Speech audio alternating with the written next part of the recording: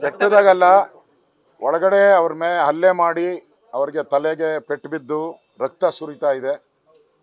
ಕಾಂಗ್ರೆಸ್ಸಿನ ಮುಖ್ಯಮಂತ್ರಿಗಳು ಉಪಮುಖ್ಯಮಂತ್ರಿಗಳ ಚಿತಾವಣೆ ಮೇಲೆಗೆ ಅವ್ರ ಮೇಲೆ ಹಲ್ಲೆ ಮಾಡಿ ರಕ್ತ ಬರೋ ರೀತಿ ಹೊಡೆದಿದ್ದಾರೆ. ಇಲ್ಲೇ ಅವ್ರನ್ನ ತಗೊಂಡೋಗುವಾಗ ತಾವು ನೋಡಿದ್ದೀರ, ಹಣೆಗೆ ರಕ್ತ ಸುರಿತಾ ಇದೆ. ಆದರೂ ಬಿಡದೆ ಈ ಪೊಲೀಸರು ದೌರ್ಜನ್ಯವನ್ನು ಮಾಡ್ತಾ ಇರೋದು ಕಣ್ಣಾರೆ ತಾವೆಲ್ಲರೂ ಕೂಡ ನೋಡಿದ್ದೀರ. ಇದು ಪಾಕಿಸ್ತಾನ ಇದ್ರೂ ಕೂಡ ಈ ಥರದೊಂದು ಆಗಲ್ಲ. ಪಾಕಿಸ್ತಾನನ ಮಾಡಕ್ಕೆ ಹೊರಟಿದ್ದಾರೆ ಈ ಕಾಂಗ್ರೆಸ್ ಅವರು.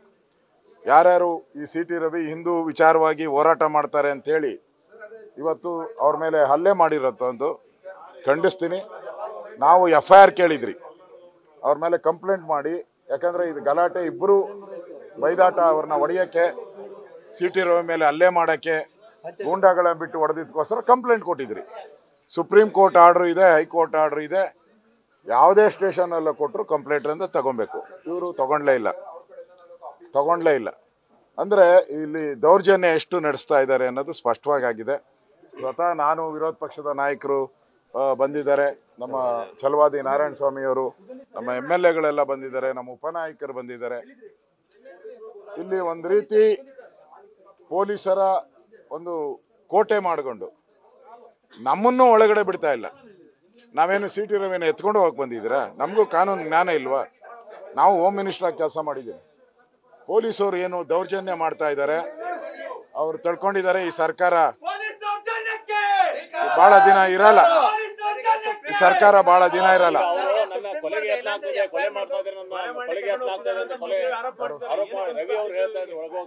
ಹೌದು,